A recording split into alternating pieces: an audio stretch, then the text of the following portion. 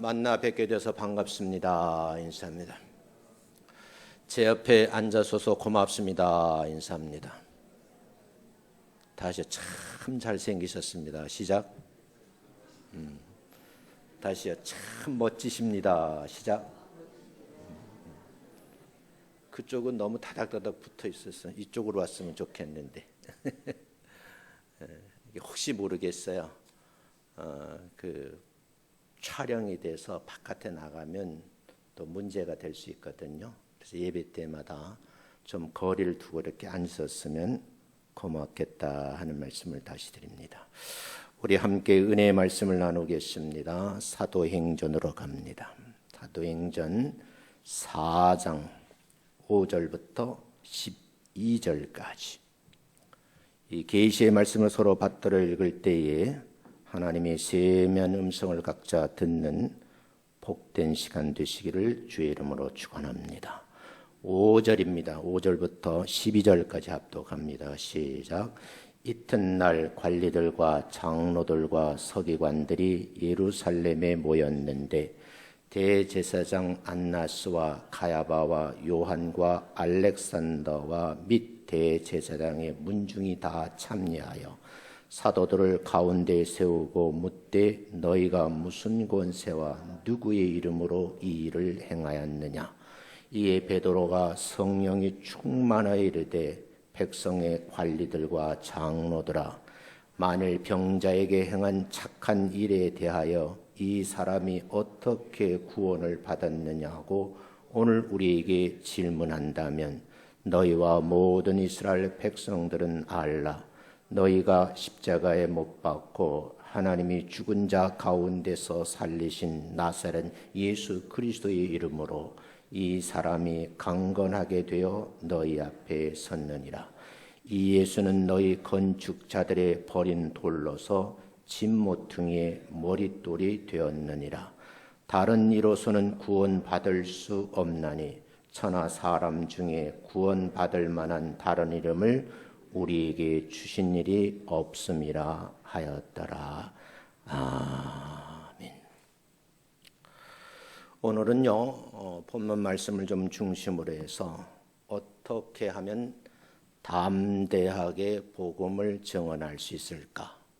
성경은 뭐라고 말씀하시는가에 대해서 말씀을 같이 나누고 좀 찬송을 뜨겁게 불렀으면 좋겠어요. 소리는 크지는 않지만 마음속으로도 뜨겁게 부르시면서 여러분의 마음에 성령이 충만한 시간 되시기를 주님의 이름으로 축원합니다. 본문 내용은 이렇습니다. 예루살렘에 관리들이 있었어요. 이 관리들이 베드로를 공회에 세우고 무슨 권세로 누구의 이름으로 이런 일을 행하였느냐라고 질문을 하는 겁니다.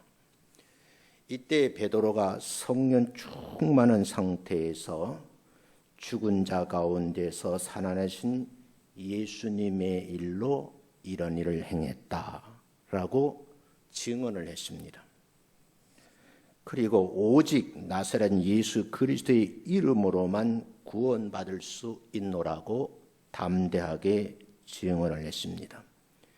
예수님 믿어야 구원받고 영생복락 누리는 줄로 믿습니다. 지난주에 말씀드렸잖아요. 한경직 목사님이 찾아온 제자 목사님들에게 마지막으로 하신 말씀. 목사님들, 예수님 잘 믿으세요. 소위 말하면 우리가 말하는 목사님들은 예수를 잘 믿는다고 생각하잖아요. 그런데 한경직 목사님은 그렇지 않은 목사님들이 계신 것 같아서 찾아온 목사님들에게 예수 잘 믿으세요라고 부탁을 했다는 거예요. 동일한 말씀을 우리가 함께 나누려고 합니다. 예수 잘 믿으면 복음을 담대하게 증언하게 될 줄로 믿습니다. 길거리에 나가서 예수 믿으라고 소리를 치던 삶의 흔적을 남기면서 복음을 전하는 과정 속에서 예수의 흔적이 사람들에게 감동이 되고 감화를 끼칠 수 있는 여러분 되시기를 주님의 이름으로 축원합니다. 베드로와 요한이 기도하려고 성전에 올라가고 있었습니다. 그 성전 한편에 태어나면서부터 한 번도 걸어보지 못한 사람, 그 사람이 타인의 도움에 의해서 성전 미문에서 구걸을 하고 있었습니다. 한 푼 달라는 거죠. 하필이면 그때에 베드로와 요한이 성전에 기도하러 올라가다가 이 사람을 만나게 됩니다. 그래서 사도행전 3장 6절에 아주 유명한 말이 기록되게 됩니다. 내가 가진 것이 없다. 네가 말하는 은과 금은 내게 없지만 내게 있는 것이 있다. 궁금하잖아요. 은과 금보다 더 소중한 것이 무엇일까 하고 쳐다보는 이 거린에게 내가 주노니 나사렛 예수의 이름으로 일어나 걸으라고 명령을 했습니다. 그 성경 말씀을 한번 읽어보겠습니다. 여러분의 입술로 한번 읽습니다. 시작. 베드로가 이르되 은과 금은 내게 없거니와 내게 있는 이것을 내게 주노니 나사렛 예수 그리스도의 이름으로 일어나 걸으라. 요즘 믿는 성도들이 안진뱅이 신자들이 많은 거예요. 태어나면서부터 한 번도 걸어보지 못한 사람의 평생 마음의 소원은 뭘까요? 걸어보는 거예요. 건강한 사람들은 건강을 잃고 병원에 누워있는 사람의 마음을 잘 모르죠. 이 건강이 얼마나 소중한지를요. 이 광경을 지켜보고 있는데 베드로가 용기를 내서 담대하게 이 사람의 오른손을 잡아 일으켰습니다. 요즘 우리 주변에 보면 사람을 세워서 일꾼 만들어야 되는데 오히려 일 잘하는 사람을 안진뱅이 만들어 놓는 그런 현상이 가끔 있어요. 신학을 가르치는 교수님들과 가끔 얘기할 때가 있어요. 그때 내가 하는 말, 너무 심오한 학문을 가르쳐서 안진뱅이 만들어 놓지 마십시오. 머리에 성경 지식은 많으나 실제 행함이 없는 믿음 생활 하지 않는가요? 라고 반문을 하는 거예요. 베드로가 이 사람의 오른손을 잡아 일으키니까 성령님께서 이 거린의 발과 발목이 힘을 얻게 됩니다. 그리고 잡아 일으키니까 일어나서 뛰어가면서 걷게 되었고 목적지가 어디냐? 세상이 아니고 성전에 들어가면서 걷기도 하고 뛰기도 하면서 찬송을 했다. 예수 믿지 않던 사람이거든요. 그저 생명을 유지하기 위해서 늘 타인의 힘을 빌려서 성전 미문에 앉아서 그냥 예수 믿는 사람들, 하나님 믿는 사람들이 성전에 드나드는 것을 늘 보고 있던 사람이에요. 중요한 것은 듣는 것도 굉장히 중요하고 보는 것도 중요하다는 거예요. 절간에 미문에 앉아 있으면 구원받지 못했을 겁니다. 그래서 예수 믿는 사람들의 삶의 터전이 중요한 거예요. 예수 믿는 사람들의 가정이 그래서 소중하다는 거예요. 그 사람이 왜 하필이면 내가 고침받았으니까 가족에게 돌아가서 이웃에게 돌아가서 내가 베드로라는 사람을 통해서 내가 세움을 받았고 걷게 되었네 자랑하고 싶지 않겠어요? 이 사도행전 3장 8절에서는 성전으로 들어가면서 걷기도 하고 뛰기도 했는데 아주 중요한 것은 하나님을 찬송하게 되었다는 거예요. 찬송을 아무나 부르나요? 제가 오늘 설교를 짧게 하려고 그러는데 계속 떠올라요. 좀 절제를 하려고 그래요. 모든 백성들이 이 안전뱅이가 걷는 것과 하나님을 찬송함을 보고 그들이 수근거리기를 10절에 보면 야, 이 친구가 본래 성전 미문에 앉아서 구걸하던 아무개가 아니냐? 그에게 어떻게 이런 일이 일어났지? 하고 10절에는 정말 놀라워했다. 그래서 강조를 해요. 놀라게 여기며 놀라더라. 그래. 한번 읽어보겠습니다. 7절부터 10절까지입니다. 시작.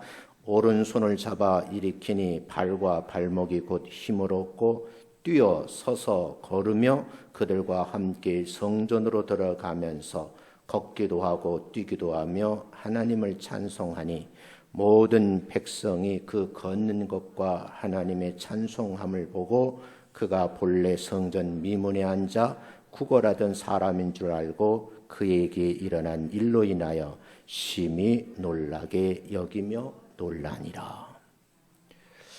이런 기적적인 사건을 본 사람들이 모여있던 곳이 있었는데 성경은 그곳을 솔로몬의 행각이라 그래요. 이때 베드로 사도가 왜 주의 능력으로 너라는 이 일을 보고 놀랍게 여기는지 반문을 하는 거예요. 우리 개인의 권능과 경건한 신앙생활 때문에 된 것이 아니라는 거죠.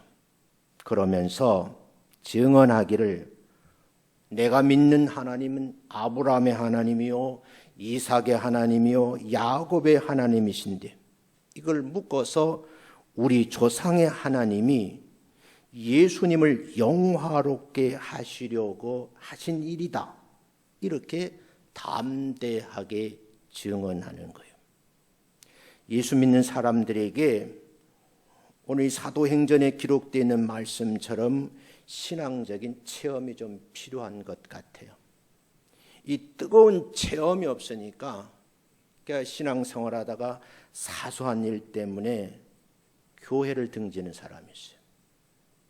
세상의 그 어떤 일과도 바꿀 수 없는 것이 예수 믿는 일인 줄로 믿습니다.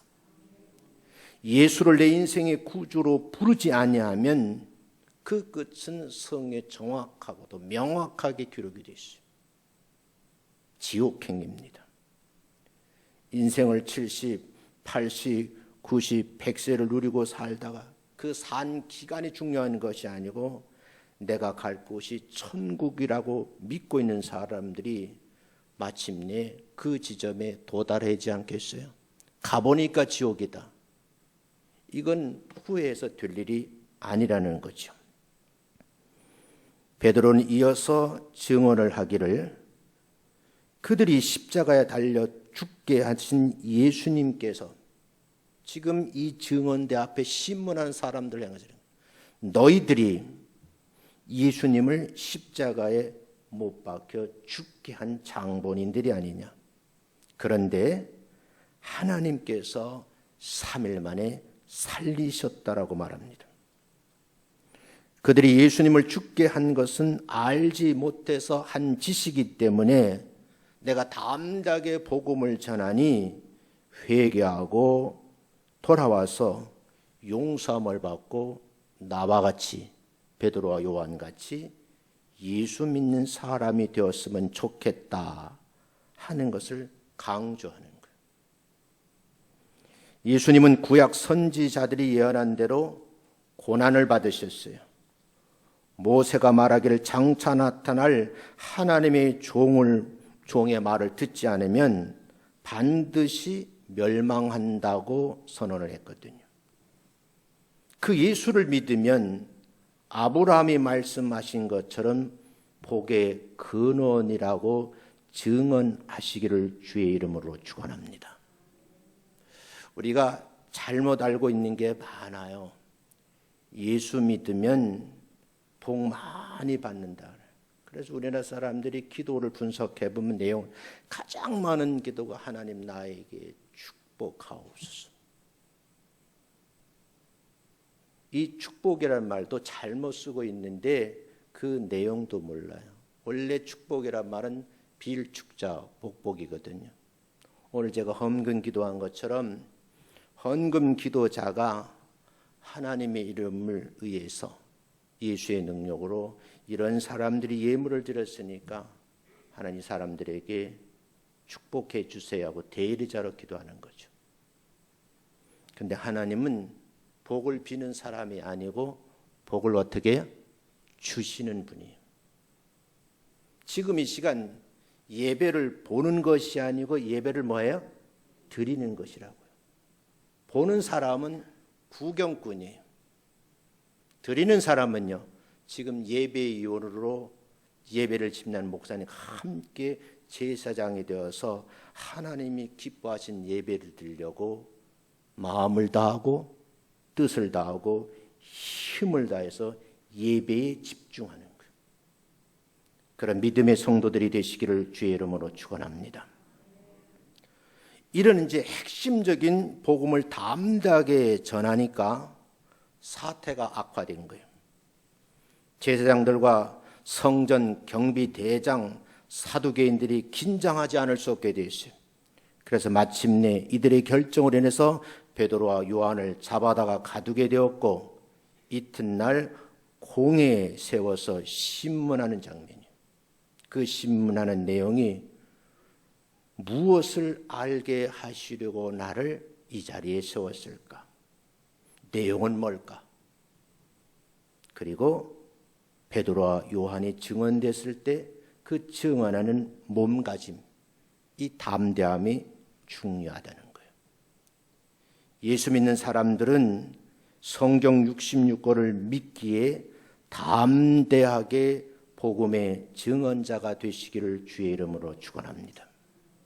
그것이 이 시대에 필요한 거예요. 그 내용을 여러분 담대하게 복음을 전 어떻게 전했는가, 무엇을 전했는가, 네 가지. 그 첫 번째, 예수님에 대해서 말씀을 하시는데 우리 예수님은 구원의 근원이 되신다. 예루살렘 경비 대장과 장로들, 서기관들이 사내들인 공회에 소집되어서 다 신문자리에 앉아 있어요. 그 중에 이름이 거론되어 있는데 대제사장 안나스, 가야바와 요한 알렉산더 및 대제사장의 문중들, 가족들이 다 함께 앉아 있는 거예요. 이렇게 많이 모인 곳으로 보아서 제가 생각하기에 베드로 사도의 설교가 이들에게 치명적이지 않은가. 우리는 가끔 치명적인 실수를 할 수가 있어요. 가급적이면 하시면 안 돼요. 예수 믿는 사람들은 도덕과 윤리에 대한 관심을 가지셔야 돼요. 예수 안 믿는 사람들이 보았을 때 어떻게 예수 믿는 사람들이 저렇게 행동을 하지? 비난의 대상이 되어서는 안 된다는 거예요. 이 사람들은 베드로와 요한 두 사도를 공회 가운데 세워놓은 장면이 5절부터 6절이 한번 읽어보겠습니다. 시작. 이튿날 관리들과 장로들과 서기관들이 예루살렘에 모였는데 대제사장 안나스와 가야바와 요한과 알렉산더와 및 대제사장 문중들이 다 참여하여 모든 권력의 힘을 가진 다 모였어요. 당시에는 최고의 권력 기관이 사내들인 공회거든요. 몇 달 전에 이 장소에서 예수님을 신문을 한 것이 로마 총독 빌라도에게 사형을 언도하도록 큰 권세를 휘두른 장본인들이 사법부 집행부거든요. 오늘날은 대법원 판사들이 앉아 있는 거예요. 이 사람들이 모여서 베드로와 요한 두 사도를 예수님이 신문받은 자리에 그대로 세워놓았습니다. 대제사장이 예수님을 죽이려고 증거를 찾는 것처럼 이 두 사도에게 죽이려고 한 증거를 찾는 내용이 성경에 기록되어 있어요. 한번 읽어보겠습니다. 마태복음 26장 59절에 한번 읽어봅니다. 시작. 대제사장들과 온 공회가 예수를 죽이려고 그를 칠 거짓 증거를 찾으며, 거짓 증거인데 예수님을 죽이려고 하는 거짓 증거를 찾기 위해서 신문하는 거예요. 똑같은 현장에서 두 사도가 이 공회의원들이 앉아있는 자리에서 베드로와 요한을 죽이려고 하는 증거를 찾기에 혈안이 되어 있었어요. 이때에 사도들에게 질문이 있었어요. 너희가 무슨 권세와 누구의 이름으로 나면서부터 안전병이 사람을 이렇게 세웠느냐 증언하라는 겁니다. 이 질문에서 가장 중요한 것은 권세에 관한 말이에요. 모든 권세는 하나님께로부터 나오는 줄로 믿습니다. 작은 교회 목사가 목회를 하면서 이 목회권, 지휘권도 하나님께로부터 온 거예요. 그래서 이 목회권에 대한 것도 그렇고 지휘권도 함부로 하면 될까요? 안 될까요? 안 되는 거예요. 어떤 권하든지 간에 성도들에게 상처를 주는 지휘를 하면 안 된다는 거예요. 예수 믿으면서 가장 조심해야 할 것이 뭐냐 하면 같이 예수를 믿는 사람들에게 상처를 주는 어떤 행위도 금해야 된다는 것이죠. 나와 똑같은 사람은 이 세상에 한 사람도 없어요. 제가 흔히 쓰는 말, 모든 사람은 나와 똑같지 않다. 차이가 있다는 거예요. 그 차이가 무엇이든 간에 내가 그분 옆에 섰을 때 그분의 모자람, 그분의 부족함을 채워주려고, 어쩌면 내가 부족한 것을 그 사람을 통해서 체험을 받으려고 내 옆에 동역자가 세워진 줄로 믿습니다. 부부이면 사랑하는 아내가 나의 부족함을 채우려고 반려자를 허락하신 거예요. 인생의 동반자예요. 내 몸종이 아니라고요. 내 남편이 나의 부족함을 채워줘 하나님이 배필로 삼아주신 거예요. 돈 벌어온 기계가 아니에요. 눈만 뜨면 돈 벌어오라고. 돈 하다 보니까 그 여자가 어떤 여자가 됐어요? 돈 여자가 된 거예요. 미친 여자하고 사는 그 남편이 행복하겠어요? 아주 사소한 것이라도 당신 때문에 내가 이렇게 존재하고 있고, 당신 때문에 가정이 이루어지고 있고, 당신 때문에 내가 행복하다고 그분에게 정말 칭찬 한마디를 하시면 그분은요 너무너무 행복해서 그분이 노래를 부른답니다. 사랑하는 성도 여러분, 예루살렘 공회를 주도하는 그들도 원래는 하나님께로부터 권세를 받은 거예요. 그런데 둘 다 똑같이 권세를 받았다는데 그 권세를 쓰는 방향, 의도가 다르다는 거예요. 그들은 권세를 하나님의 영광을 위해 쓰지 않고 지금 앉아있는 사내들의 공회원 신분을 유지하기 위해서, 먹고 살기 위해서 주변 사람들에게 오히려 하나님께 영광을 드리는 사람들을 괴롭히는 일로 쓰고 있는 거예요. 이걸 좀 좋은 말로 포장하면 자신들의 영광을 위해 사용하고 있다는 거예요. 베드로와 요한 두 사도는 하나님을 위해서 담대하게 복음을 전했을 뿐인데 적반하장으로 신문자들이 무슨 권세로 했냐고 묻는 거예요. 근데 베드로가 머리가 띵한 거예요. 왜요? 사도 바울 같으면 유대교 입구에서 가장 많은 공부를 하고 머리가 명석하신 분이니까 순간순간 논리적으로 반박을 할 수 있어요. 베드로는 어떤 사람이냐? 그냥 어부 출신이에요.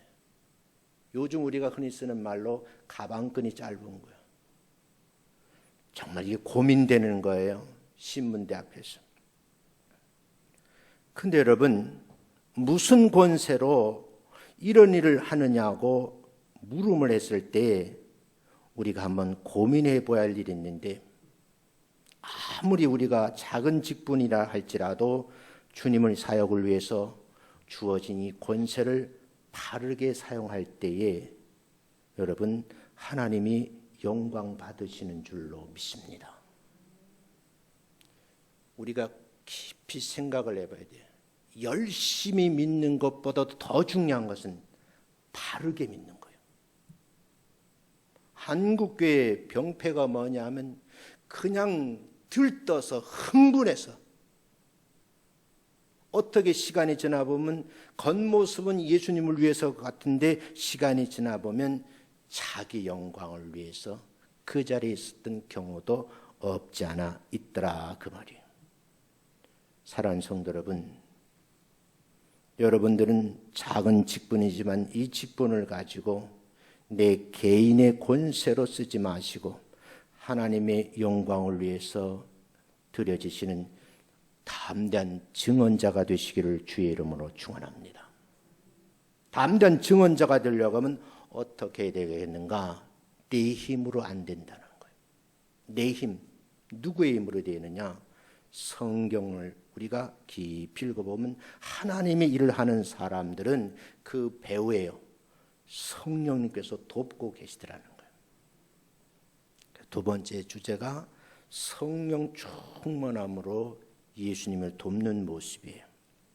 베드로 사도가 어처구니 없는 질문을 받았지만 본인이 무지한 거로 무슨 대답을 할까 망설였어요. 그때에 하나님이 쓰시는 종이니까 하나님께 성령의 감동을 주는 마음의 감화가 일어나는 거예요. 그러면서 주님의 말씀이 떠오르는 거예요. 그게 여러분 누가복음 12장 11절부터 12절에 이렇게 기록을 해놨습니다. 한번 읽어보겠습니다. 시작. 사람이 너희를 회당이나 위정자나 권세 있는 자 앞에 끌고 가거든 어떻게 무엇으로 대답하며 무엇을 말할까 염려하지 말라. 마땅히 할 말을 성령이 곧 그때에 너희에게 가르치시리라.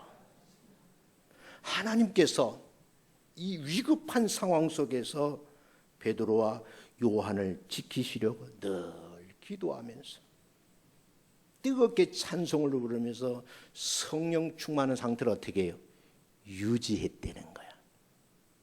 목회를 하면서 지금 바이라 코로슨에서 성도들이 애기 엄마들은 거의 교회 안 오잖아요.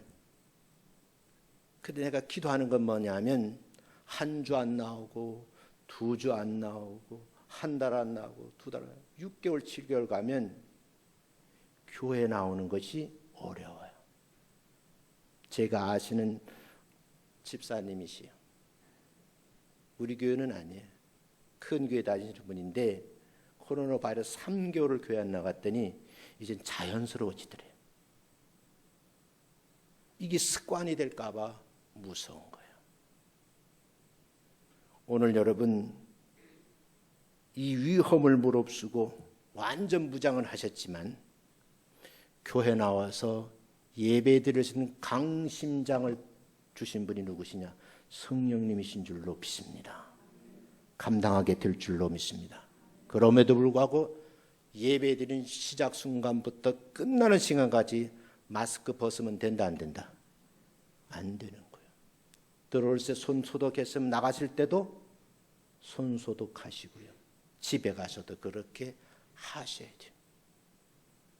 제가 가장 안타까운 것은요, 사실은 교회에서 바이러스 감염이 된 것이 아니고 다른 데 가서 일하시다가 사람 만나다가 감염이 됐는데 본인이 감염된지를 몰라.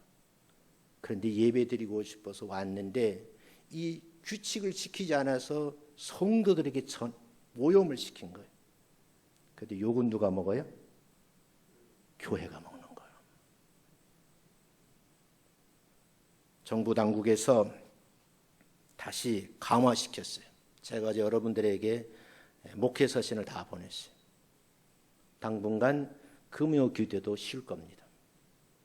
중요한 것은 여러분들이 시간을 내셔서 예배당 문을 항상 열고 들어오셔. 낮에도 좋고 밤에도 좋고 기도하는 일, 찬송하는 일은 쉬시면 안 된다. 왜요? 성령 충만한 상태를 유지할 수 없기 때문입니다. 베드로 사도는 담대하게 백성의 관리들과 장로들에게 말해요. 명령으로 말해요. 백성의 관리들과 장로들아, 만일 병자가 행한 착한 일에 대해서 이 사람이 어떻게 구원을 받았냐고 오늘 우리에게 묻는다고 하면 베드로의 사도의 답변이 어떤 답변을? 엉뚱한 답변을 해요. 베드로 사도가 왜 설교를 했냐고 하는 답변은 차치하고 나면서 걷지 못한 이 사람을 일으킨 착한 일에 대해서 이 안진병이 어떻게 구원을 받았느냐의 답변을 해야 했습니다. 이 대답은 장로들과 서기관들과 대제사장들을 난처하게 만드는 답변이에요. 저는 이렇게 생각해요. 성령의 역사는 세상 사람들의 지혜를 뛰어넘는 위대한 능력을 우리에게 주시는 줄로 믿습니다. 그 증거가 베드로가 당황하고 있다가 이런 어마어마한 답변을 하잖아요. 우리가 잘 아는 대로 베드로 사도는 갈릴리 바닷가에서 물고기를 잡다가 예수님께서 콜링한 거예요. 나를 따르라. 이제부터는 사랑 남는 어부가 되게 하리라. 이 말이 평생 가지고 있는 거예요. 오늘도 나 같은 무지몽매한 사도지만 사den 공의 법정에서 여기 앉은 대제사장들에게 관리들에게 내가 믿는 예수님을 증언할 수 있다고 하는 담대함이 생긴 거예요. 저는 적어도 예수 믿는 사람들이 이 담대함을 가지고 있어야 된다는 거예요. 성령의 지혜는 세상 사람들은 이론이나 철학의 지혜를 능가합니다. 성령님은 하나님께서 우리에게 주신 구원을 깨닫게 하실 뿐만 아니라 우리라고 말씀을 전할 때 담대함을 주시고요. 주님의 능력으로 성령의 역사를 체험할 수 있도록 인도해 가신다는 거예요.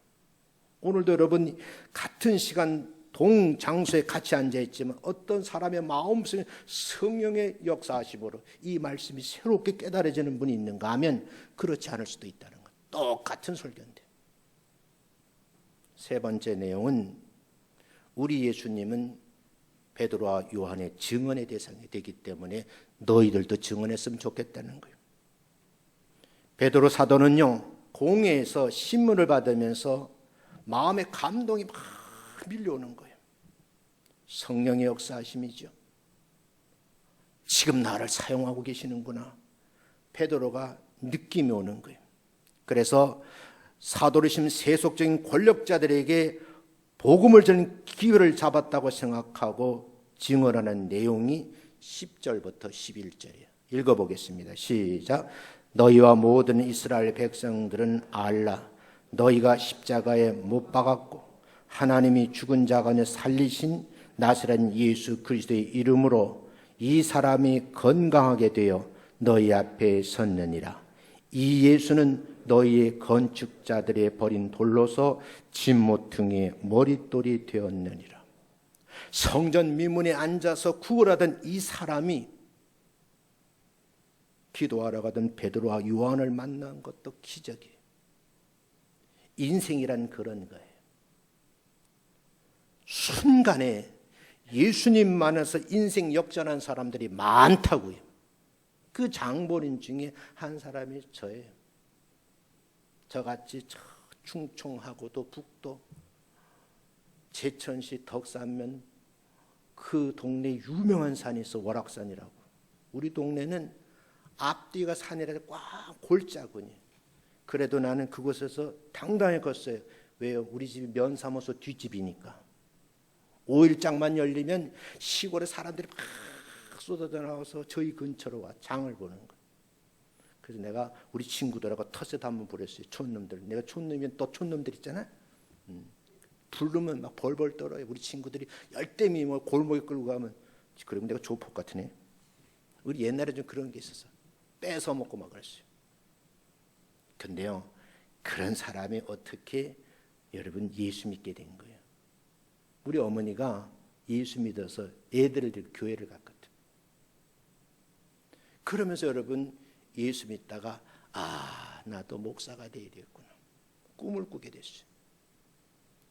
현실로 목사가 돼서 현재 목회를 하고 있잖아요.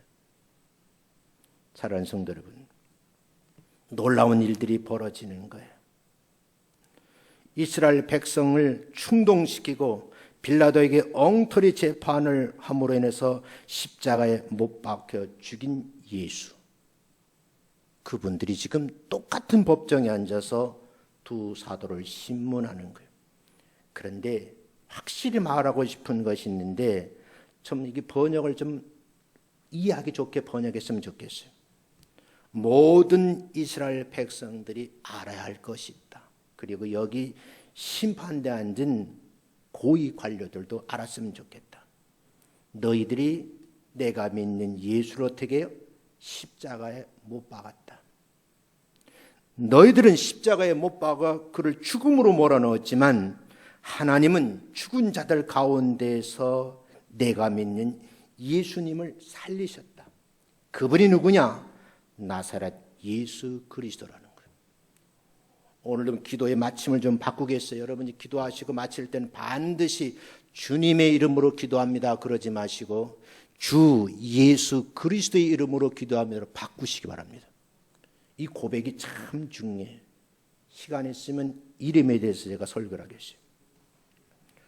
그런데 여러분 중요한 것은 이렇게 증언하면서 그 예수의 이름으로 내가 성령 충만한 가운데 나의 마음에 감동을 주어서 그가 나에게 손을 내밀고 구걸을 하길래 내가 가지고 있는 것은 네가 말하는 가진 것은 없지만 내가 가지고 있는 것이 있는데 그게 뭐예요? 예수의 이름으로 일어나 걸으라고 명령을. 그 사람을 건강하게 되어서 지금 신문대 앞에 섰다고 말해요. 그러면서 이 예수님은 너희들이 버린 돌과 같지만 하나님은 어떻게 해요? 하나님의 교회에 모퉁이 돌이 되게 하셨는데 머릿돌이 되게 하셨다는 거예요. 아무 쓸모없는 사람인데 예수 믿게 하고 그 예수 믿은 사람들이 교회 기둥들이 되는 거예요. 대제사장들과 서기관들, 바리새인들이 예수님을 모함하게 되고 이스라엘 백성을 충동시키고 빌라도에게 엉터리 재판을 하게 만들고 결국은 예수님을 십자가에 못 박으시고 그 예수가 하나님 3일 만에 살리셨다는 거죠. 베드로 사도는 나면서부터 걷지 못하는 사람 나사렛 예수의 이름으로 복을 빌어 주었더니 그가 어떻게 돼요? 건강하게 되어 예루살렘 사람들 앞에 서게 되었는데 지금 증거물이라는 거예요. 여러분 나사렛은요 유대인들이 무시하는 변방 시골 마을이에요. 그리고 그들이 예수를 십자가에 못 박여 죽음으로 몰아가시오. 그런데 예수님의 이름이 선천적으로 걷지 못하는 사람을 일으키셨던 이름의 능력입니다. 새벽부터 내가 잠을 이루는 그 순간까지 예수의 이름만 불러도 하나님이 기뻐하실 줄로 믿습니다. 다시 강조할게요. 한경진 목사님 하신 말, 목사님들 예수 잘 믿으세요. 장로님들 예수 잘 믿으세요. 권사님, 집사님들 예수 잘 믿으라고. 잘 믿는 게 뭐냐? 담대하게 베드로 요한처럼 서서히 시푸른 고관들 앞에서도 바른 말 하는 거예요. 있는 사실을 그대로 말하는 거예요. 그게 복음입니다. 네 번째, 우리 예수님은 구원의 통로가 되신다는 거예요. 예수를 통하지 않고 구원받는다라고 말하면 그건 사입이에요. 복음의 핵심은 구원입니다. 우리는 먼저 구원의 확신이 있어야 되고 구원의 복음을 전할 필요가 있어요. 베드로 사도가 예루살렘 산에든 공회에서 증언할 말씀은 뭐냐? 한 가지, 오직 예수, 그분을 믿어야 구원받는다는 메시지. 다른 이로서는 구원받을 수가 없다. 천하의 사람들 중에서 구원받을 만한 다른 이름을 우리에게 주신 일이 없다라고 증언을 해요. 그 내용이 사도행전 4장 12절에 읽어봅니다. 시작. 다른 이로서는 구원받을 수 없나니 천하 사람 중에 구원받을 만한 다른 이름을 우리에게 주신 일이 없습니다. 세상에 많은 종교가 있어요. 종교마다 나름대로 논리가 있어요. 인생의 궁극적인 문제를 해결할 수가 없는 거예요. 오직 하나님의 아들이시며 우리의 죄를 위해 십자가를 짊어지시고 그 고통 그 아픔을 다 견디시고 3일 만에 부활하신 예수의 이름을 믿고 불러야지만 구원받는 줄로 믿습니다. 저를 같은 신학교 교수님이 하셨던 말씀 다시 인용하면 신학도들이 하는 말이에요. 너희들이 강단에 서게 되면 예수 이름으로 시작해서 예수 이름으로 끝내라. 그러면 우리는 주 예수 그리스도의 이름으로 기도하면 동일한 능력의 역사가 여러분의 삶에서 나타나게 될 줄로 믿습니다. 우리는 예수님의 이름으로 치유함을 받을 수도 있어요. 신의 역사도 있습니다. 방언 받을 수도 있습니다. 예언할 수도 있습니다. 병을 고칠 수도 있습니다. 아무리 방언을 하고 병을 고치고 기적을 일으켜내도 예수 믿지 않으면 소용이 없는 거예요. 예수님께서 우리의 모든 병을 치유하시고 구원해 주시기 위해서 무서운 채찍을 맞으셨다라고 이사야서 53장 5절에 말씀을 하시요. 우리의 죄를 대속하시기 위해서 나 대신 십자가를 짊어지셨다. 이사야서 53장 5절 읽습니다. 시작. 그가 찔림은 우리의 허물 때문이요 그가 상함은 우리의 죄악 때문이라. 그가 징계를 받음으로 우리는 평화를 누리고 그가 채찍에 맞음으로 우리는 나음을 받았도다. 믿으시기를 주의 이름으로 축원합니다. 믿으면 그대로 역사가 일어나게 될 줄로 믿습니다. 예수님 이름을 부를 수 있고 믿을 수 있으면 구원의 반열에 서게 되신 것이고, 예수님의 이름을 믿고 구원받은 성도들은 죄인에서 의인의 신분으로 바뀌었기에 평생 해야 될 일이 뭐냐? 담대하게 복음을, 누구처럼요? 베드로처럼. 과거에 내 경력이 문제가 아니에요. 캐리어가 문제가 아니에요. 중요한 것은 복음을 전하는 거예요. 울릉도에 계신 권사님, 아들이 목사이니까 평생 기도했어요. 성경을 못 읽어요. 늘 주변 사람들이 아들 목사님이 하는 설교를 그냥 들어서 머리에 기억을 하고, 그리고 평생에 어때 주기도문을 유일하게 외우셔. 새벽이면 엎드려서 주기도문을 수없이 반복해요. 글을 실제 못 씁니다. 목사님이 안 계실 때에 성도들이 와서 상담을 하면 신학자들 못지않게 답변을 하셔. 왜? 글도 모르는 권사님에게 담대하게 복음을 증언하게 하셨을까? 그분이 배후에서 역사하시기 때문입니다. 사랑하는 성도 여러분, 담대한 증언자가 되시기를 주의 이름으로 축원합니다.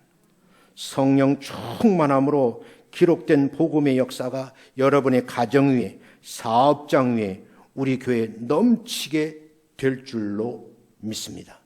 이 사실을 가까운 이웃들에게 전하셔서 복음의 증언자로 사명을 잘 감당하시기를 주님의 이름으로 축원합니다. 우리 한번 찬송을 크게 부르겠어요. 나만 보고 부르셔야 돼. 옆에 사람 보고 부르면 튀어나가. 그러니까 소리를 작게 해도 괜찮아요. 이 찬송을 안 부르니까 회복이 안 되는 것 같아요. 찬송을 연속으로 3곡을 부를 거예요. 호 목사님, 박 시장님 나오시. 내 혼자 부르면 은혜가 덜 되니까 뜨겁게 한번 부르겠어요. 메들리로 그냥 오늘 찬송 부르 축도로 끝나겠어요. 자, 먼저는요 242장, 563장, 190장 그냥 화면 보고 부르세요. 찬송 부를 때에 성령의 역사가 임하게 될 줄로 믿습니다. 찬송드리겠습니다. 박수 치면서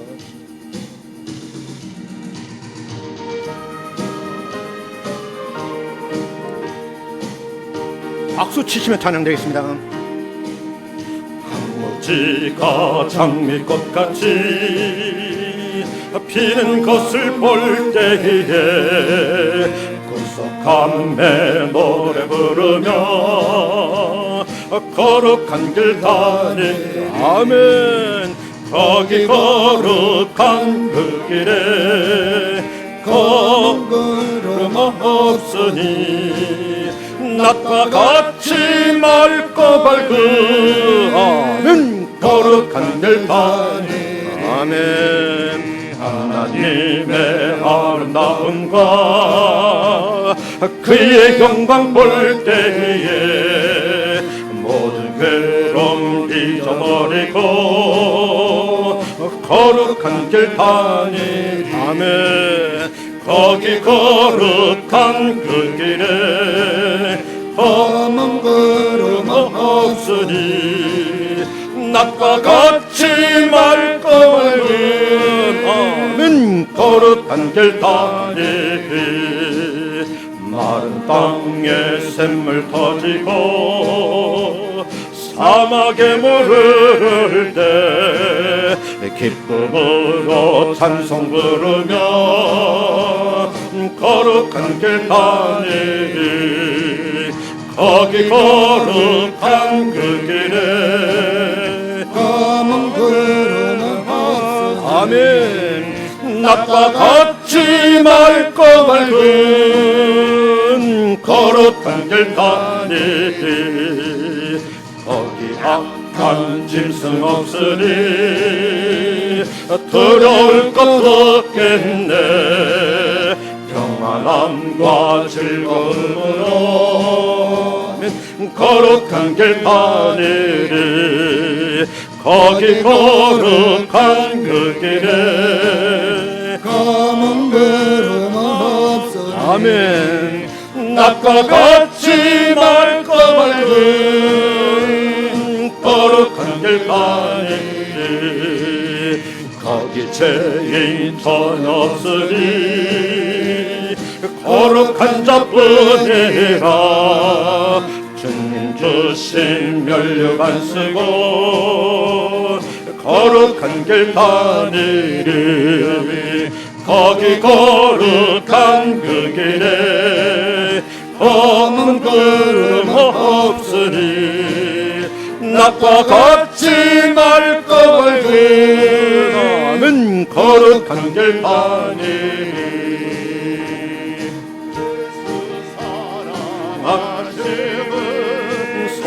성경에서 배웠네.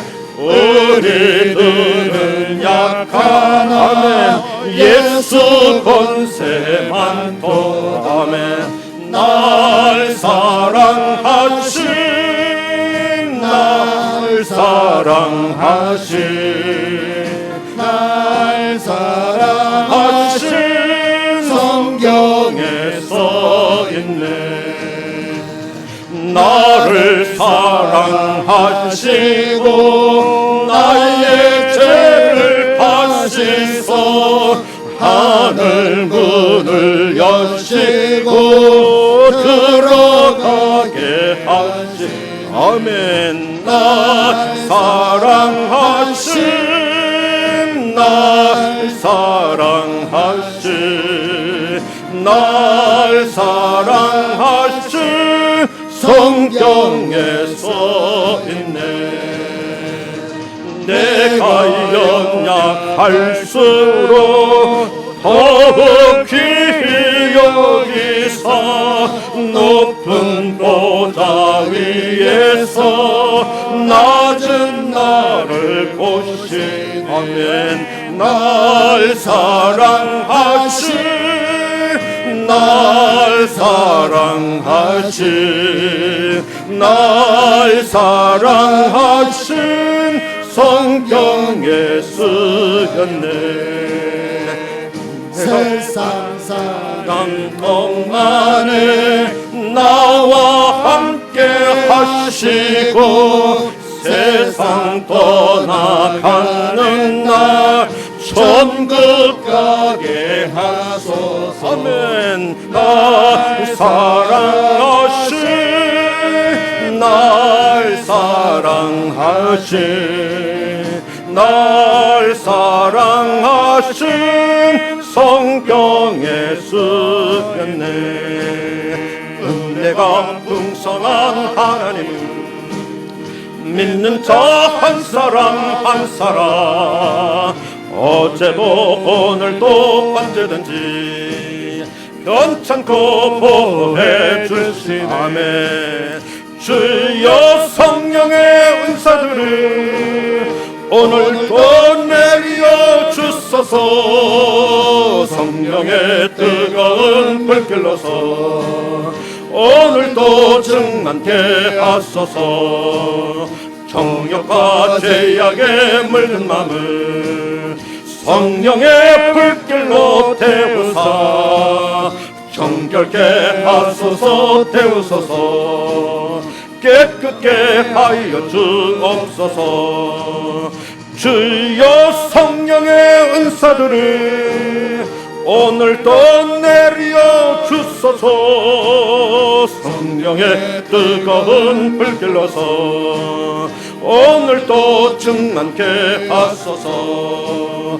희생의 제물로 돌아가신 어린 양 우리 주 예수여 구속의 은혜를 내리시사 오늘도 구원해 주소서.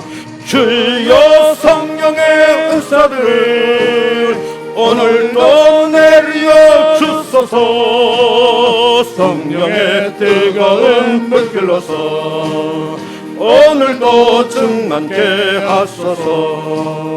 주님의 기쁘신 은혜만을 세상에 널리 전하리니 하늘의 능력과 권세로서 오늘도 입혀주 그대로 될 줄로 믿습니다. 주여 성령의 은사들을 오늘도 내려 주소서. 성령의 뜨거운 불길로서 오늘도 충만케 하소서. 우리 들려준 말씀 생각하시면서 한번 뜨거운 마음으로 한번 통성으로 한번 기도하게 다 같이 한번 기도합니다.